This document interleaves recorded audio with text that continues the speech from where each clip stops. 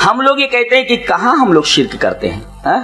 پوری زندگی تو شرک سے بھری ہوئی ہے، پوری زندگی شرک سے بھری ہوئی ہے۔ مشرکین بھی کہتے تھے کہ اس کا کوئی شریک نہیں ہے۔ اچھا، یہ بھی کہتے تھے کیا؟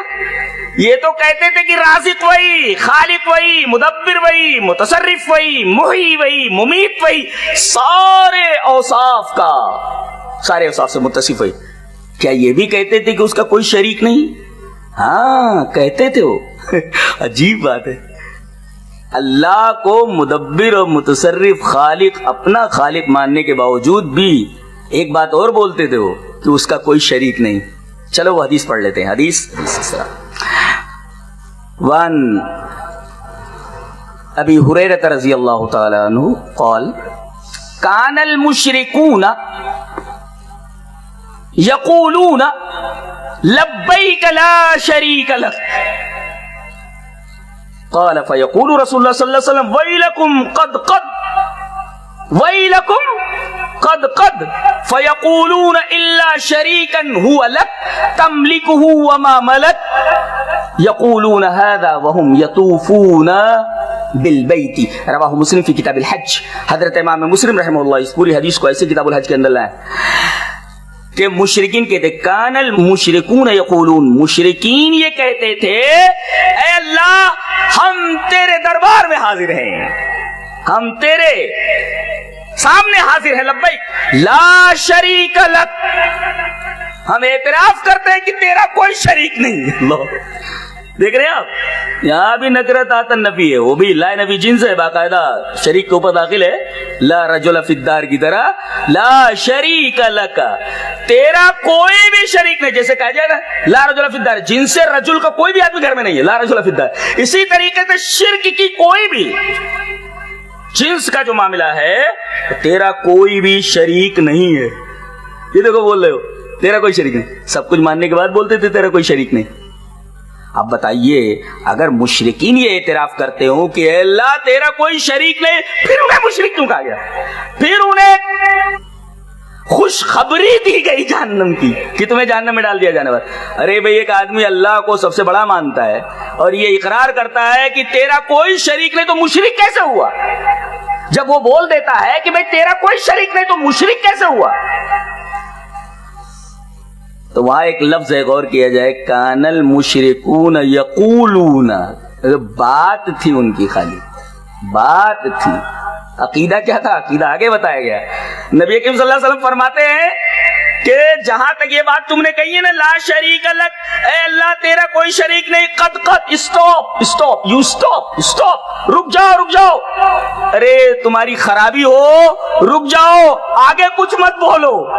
تم نے اللہ کو بڑا مان لیا اور یہ بھی اقرار کر لیا کہ اس کا کوئی شریک نہیں، یہ تم نے کہا ارے رک جاؤ، قد لیکن وہ رکتے نہیں تھے، یہ اقرار کرنے کے بعد کہ تیرا کوئی شریک نہیں، یہ بولتے تھے ایک شریک ہے تیرا کہ وہ تیرا مالک نہیں مگر تو اس کا مالک ہے۔ یہی ہے جو آج شرک ہے، کیا کہ توحید اسماء و صفات کا مطلب اب وہ بتا دوں یہیں پر کہ توحید کی تین قسمیں جو ہے نا، توحید ربوبیت، توحید الوہیت، توحید اسماء و صفات، ان تینوں کے درمیان ربط جانتے ہیں کیا ہے؟ یہ توحید ربوبیت یہ دلیل ہے اس کی توحید الوہیت کی، اور توحید الوہیت کی دلیل اسماء و صفات ہے، توحید اسماء و صفات ہے۔ یہ اس طریقے سے تینوں کا آپس میں تعلق ہے۔ ایک دلیل دے دیتا ہوں میں، شروع میں کہا گیا، ایک دعویٰ کیا گیا، اللہ خیر اما یشرکون، اللہ فرما رہا اللہ بہتر یا مشرکین کہ یہ معبود، ارے کٹے سے کٹا مشرک بھی یہ نہیں بول سکتا کہ بھئی اللہ سے بہتر یہ لوگ ہیں۔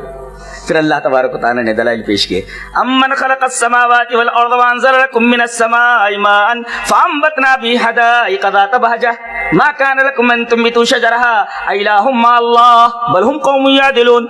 یہ زمین اور آسمان کس نے بنائے؟ دیکھو تخلیق، یہ تخلیق ربوبیت ہے، ربوبیت کے دائرے میں، اور آسمان سے پانی کس نے برسایا؟ یہ بھی ربوبیت ہے، اور باغات کس نے اگائے؟ یہ بھی ربوبیت ہے۔ ما کان لکم ان تنبتوا شجرہ، تمہاری اوقات نہیں کہ تم ایک درخت پیدا کر سکو۔ کوئی سائنٹسٹ یہ دعویٰ نہیں کر سکتا، کوئی بابا یہ دعویٰ نہیں کر سکتا، اور کوئی بھی یہ دعویٰ نہیں کر سکتا کہ وہ ایک درخت پیدا کر سکتا ہے۔ ارے غیر جاندار سے جاندار پیدا کرنے کی تمام کوششیں سائنٹسٹ کی ناکام ہو چکی ہیں. آج تک کوئی بھی غیر جاندار سے جاندار نہیں بنا سکا ہے. وہ ڈولی بنایا تھا اس نے، سوئس کوئی سائنٹسٹ تھا، اور کیا کیا اس نے بھائی، خلیہ لے لیا اس نے، اس کے بعد اس نے بنایا. ارے بھائی بے جان چیز سے بناؤ نا، بے جان چیز سے بنا کر کے بتاؤ. تو ماں کا تمہاری اوقات نہیں، ماں کان لکم کا کیا ترجمہ کیا جائے؟ تمہاری اوقات نہیں کہ تم ایک اس کا درخت اگا سکو. اس کے بعد دیکھو الہ مع اللہ، کیا اللہ کے ساتھ، دیکھو الوہیت، یعنی دلیل بنایا گیا ربوبیت کو الوہیت کی.